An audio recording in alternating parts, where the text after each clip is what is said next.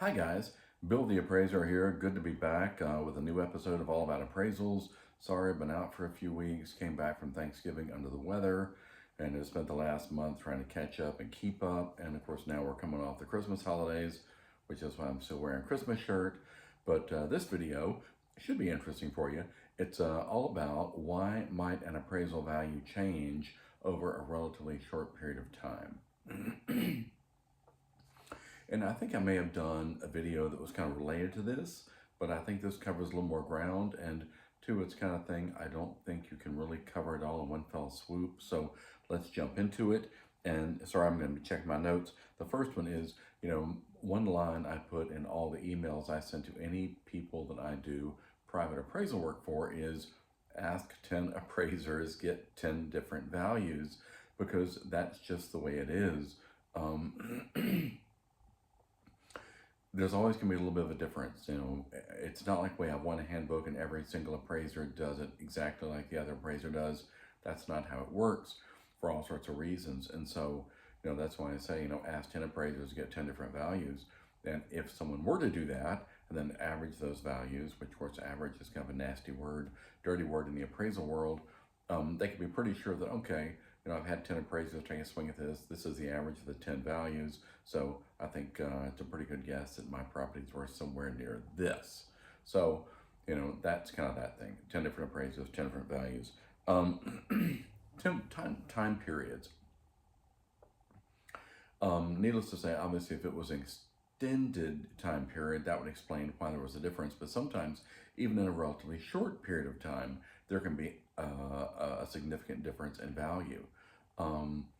And even at the exact same time, just because of the way appraisers do things differently, there can still be a relatively significant difference in values based on what the appraiser does, the adjustments they make, and we'll talk more about those kind of things. So one thing that people may not be aware of is that appraisal comps are really good for 1 year. They're good for 12 months.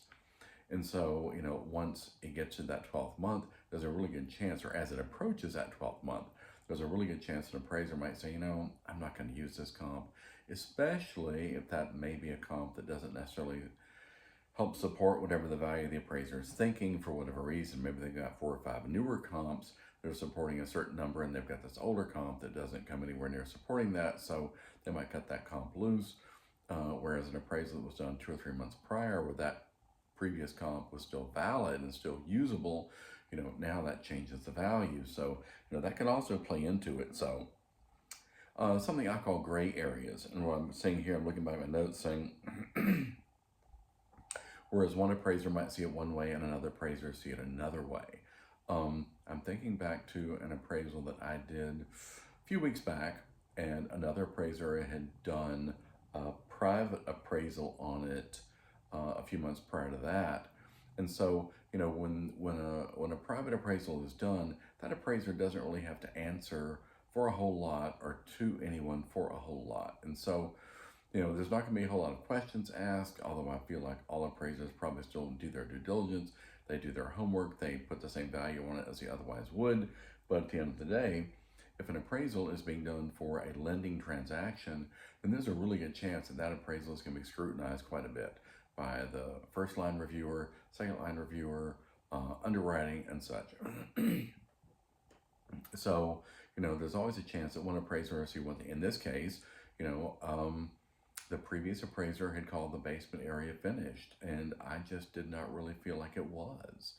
And that's kind of the take-home message for appraisers is, I can't answer, and I don't have to answer for the other individual's appraisal, but I do have to answer for mine.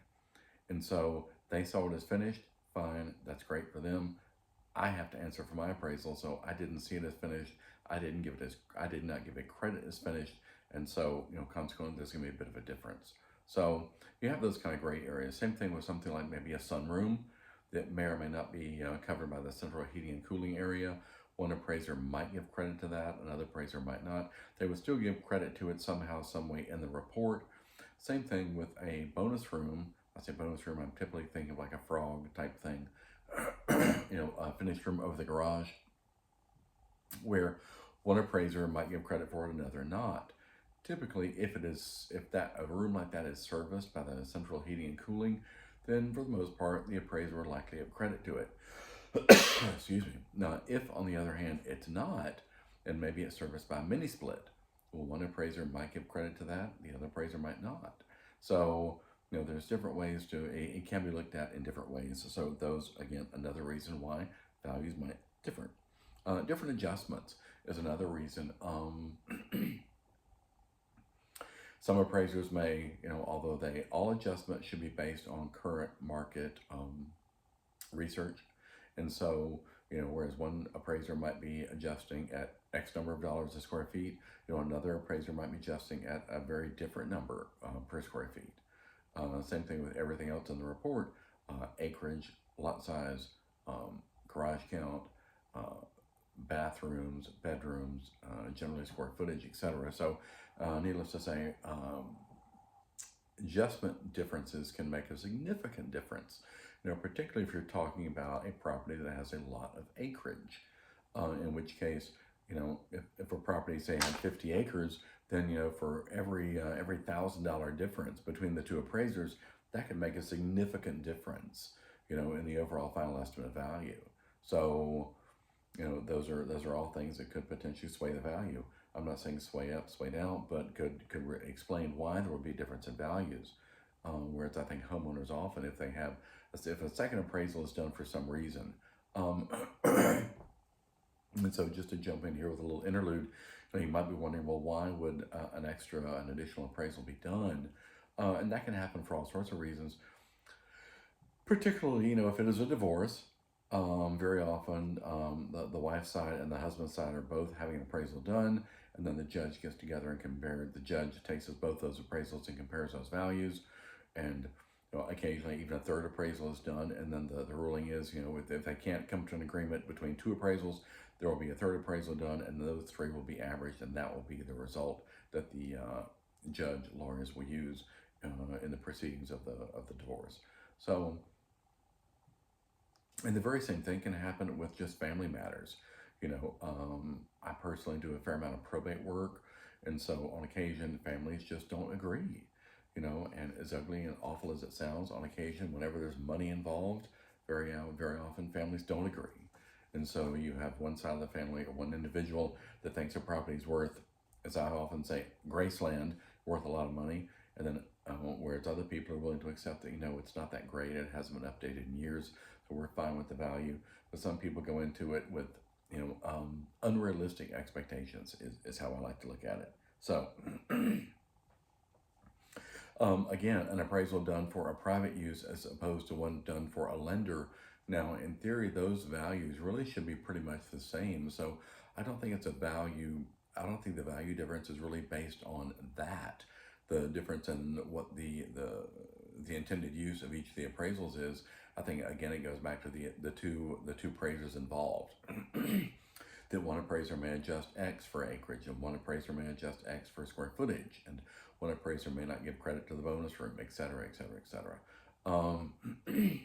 And I think I also have this down as another option, that it's also possible that one appraiser can just get something wrong.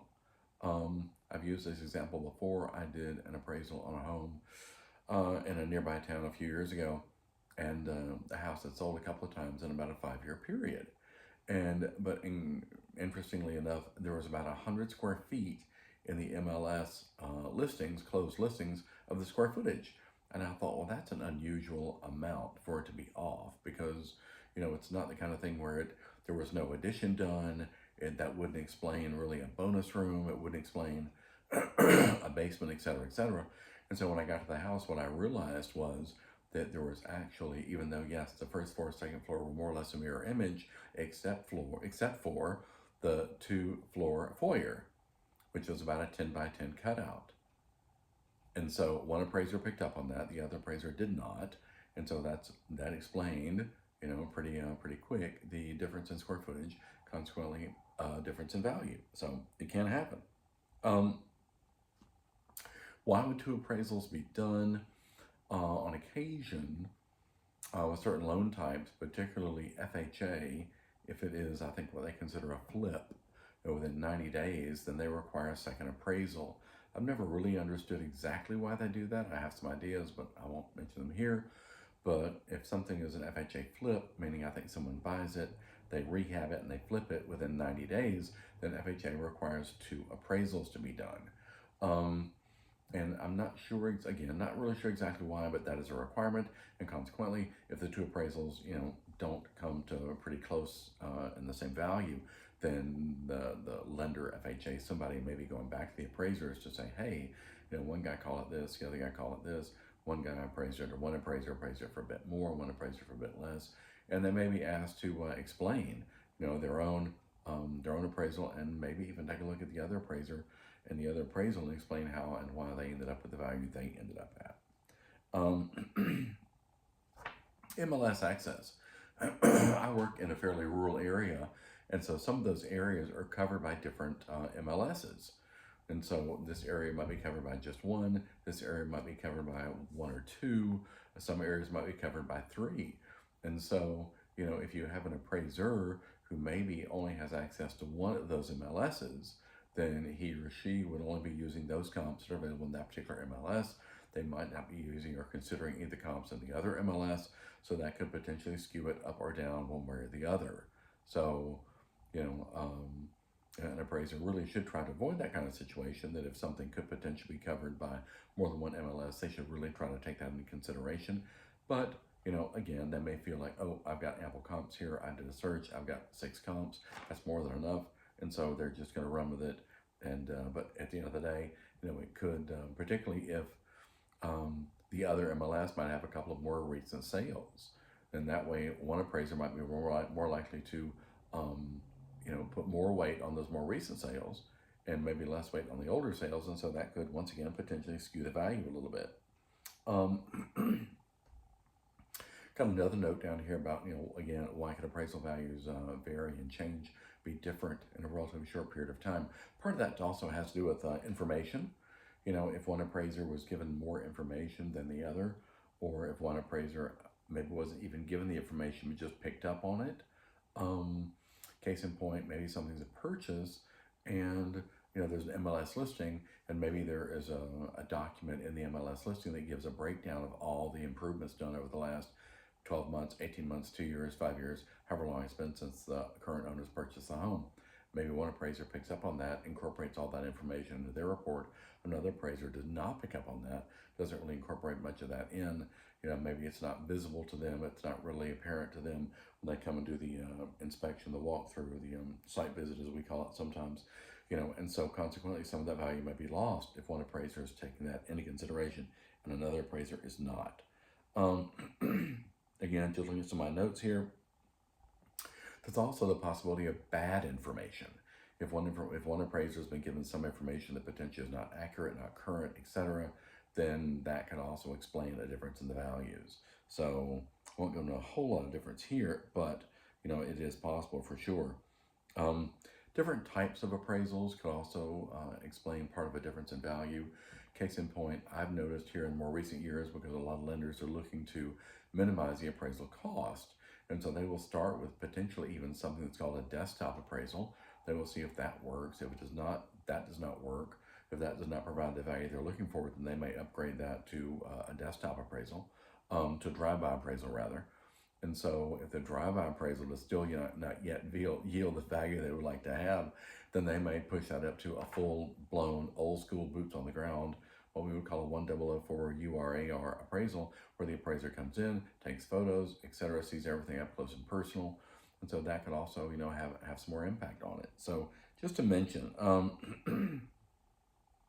just looking at something. One last point here. Some things that one appraiser may take into account that another appraiser might not take into account. This is a little bit different from what I was saying before, where I think the appraisers know what those things are. They just take them into account differently. This is truly something where either particular location and view. One appraiser might see one location as, the appraiser has to identify the location and view as either neutral, positive, or negative, basically. And so for the most part, I would say on most things appraisers do, the view and location are probably neutral, neutral rather. But it's possible that, something could be kind of on the fence, and maybe an appraiser doesn't want to call it negative. Very often things are located near businesses. Single family residential homes that are located near businesses, that are located near schools, that are located near strip malls, things like that. Very often I think an appraiser doesn't really want to call it adverse, as we have to call it. Consequently, they would either need to find at least one, if not multiple, sales with a somewhat similar location of view. And so they may just mention it and say, but still consider it to be neutral. Same thing with a view. Typically, as far as the neutral, adverse, and beneficial, the beneficial usually includes things like lakefront or golf front or mountain view, that type of thing, as opposed to adverse, which very often reflects things that are simply that. A home that's located near a high school, where there's going to be a lot of noise and potentially traffic on a Friday night with football games and such, or near any school, or near a post office, or near a strip mall, things like that. So, whereas agents, as I always say, generally don't have to consider those kind of things, very often the appraiser does, because appraisals get reviewed ad nauseum. And so some reviewer is going to go in, pull that up on Google Earth, they're going to say, wow, this property is located next to any of those things I just mentioned. I wonder why the appraiser didn't make an adjustment. Anyway, didn't want this to be quite this long, so apologize for that. But yeah, so there are a lot of reasons why values can change in a relatively short period of time. And so appreciate you taking the time to look at this. Feel free to hit the like button, hit the subscribe button, really do appreciate it. Leave me some comments. Let me know what you'll see in the next video. And this may be the last one for 2025, not sure.